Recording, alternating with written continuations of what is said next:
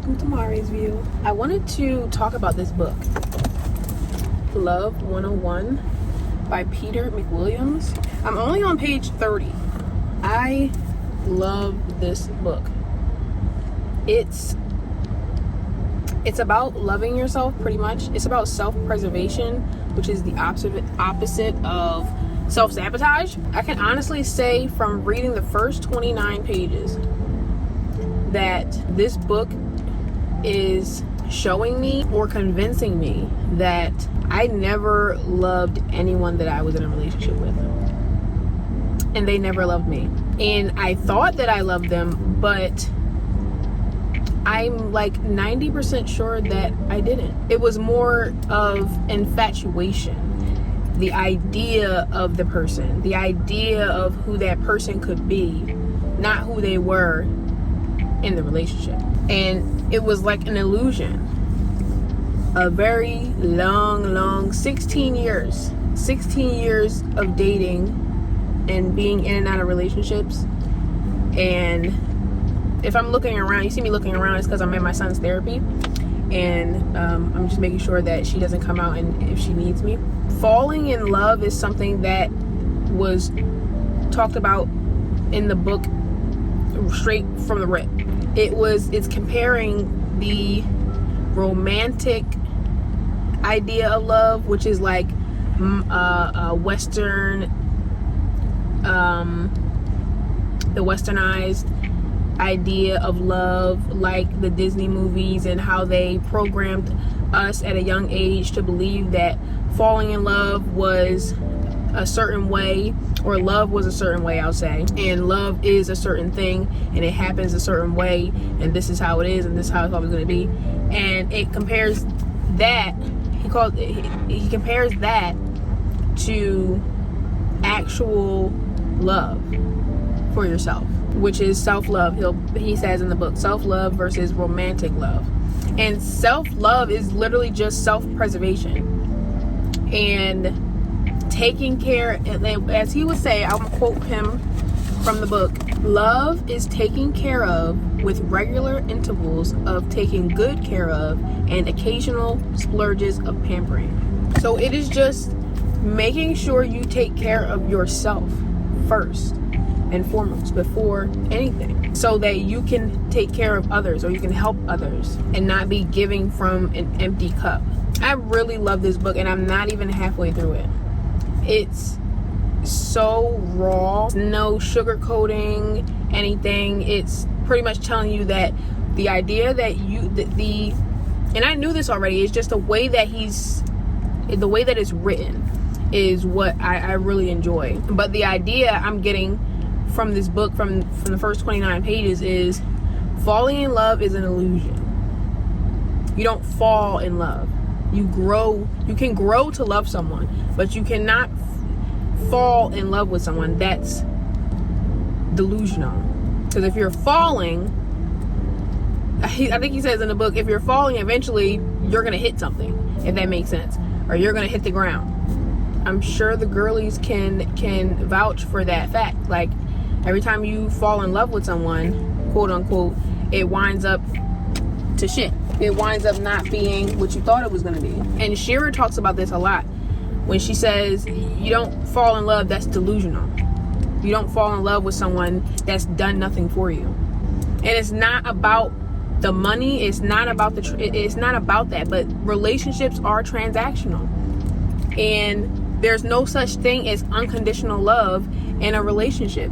The only relationship that has unconditional love is between a mother and their child, or a family dynamic. You meeting someone and them unconditionally loving you is rare. It's very rare that someone's going to unconditionally love you.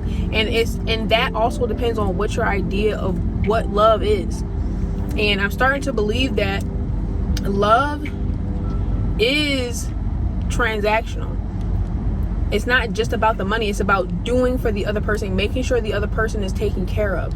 So if a man is telling me that he loves me, are you making sure I'm taken care of? Are you making sure that I'm taken care of all around, or as much as you possibly can? Are you making sure I'm taken care of? Are you making sure that I'm good? If you not making sure that I'm good all around in every way possible that you could possibly provide, and you're sitting in my face telling me that you love me, delusional. You don't. That's. I would take that as you're trying to manipulate me, because how? Especially if it hasn't been for a long time.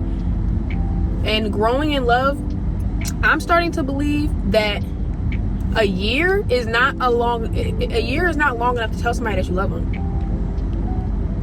I genuinely believe that. That's not a year. It doesn't take a year to really know someone. Like, to really know them. And honestly, I don't think you'll ever really know someone, because we're always changing. So let me say this. I think, especially 3 months is when a person really starts showing their true colors. But sometimes it takes longer than that. Sometimes it takes about a year. So I think a year or more is around the time you should be maybe considering the fact that you actually love someone, if things are going well. 3 months, 6 months, 9 months, no, that's not enough time to know if you actually love someone. That's what I believe. And I've been feeling this way, but this book is really like solidifying that this belief that everything that we were taught is the complete opposite. You're never gonna walk past someone and they look at you and you look at them and sparks start flying and y'all like, oh, you're the one I've been looking for. That will never happen. And if it is, you're both delusional. It's an illusion. The idea of falling in love, and even like everyone having someone that they could be with, like, that's not true. A lot of people are going to be alone, because especially the state of mind that society has at this point when it comes to dating, not everyone is going to have someone. Not everyone is meant to be with someone.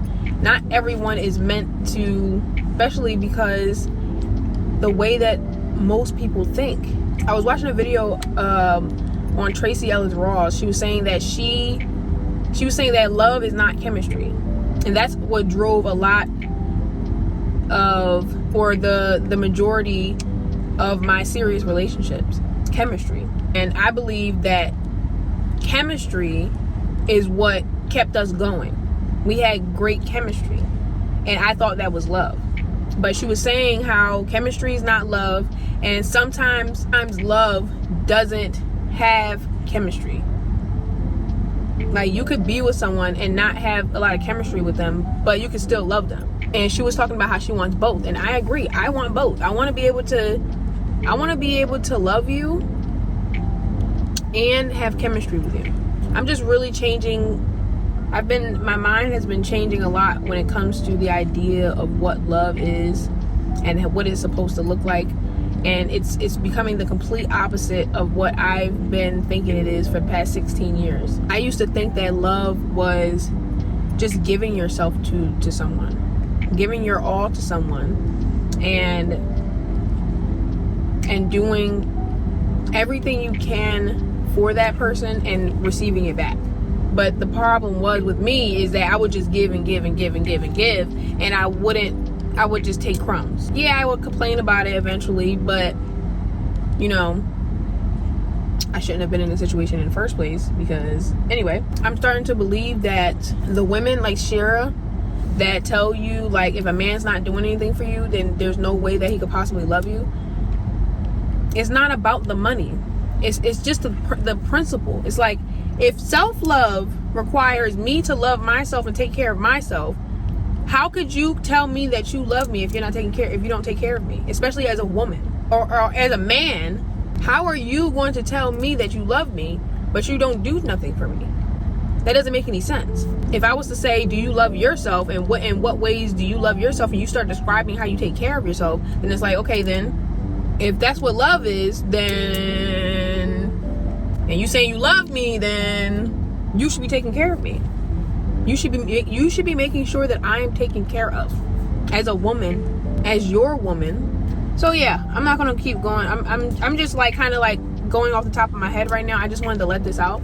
But I'm definitely going to give another review on this book once I'm finished, or once I get to a certain part where I feel like I have to talk about it. But I really love this book. I would recommend it to anyone who is really emotionally drained when it comes to relationships and love and how it's supposed to work and being lonely, because I've been single for 5 years and I haven't had any physical contact in like 2 years. I'll just say physical contact. You know what I mean. In like 2 years, almost 2 years. Next month will be 2 years. For anyone that is, you know, dealing with that situation as well, I would definitely recommend this book, Love 101. To Love Oneself is the Beginning of a Lifelong Romance by Peter McWilliams. Okay, I'll see you guys in the next video. Bye.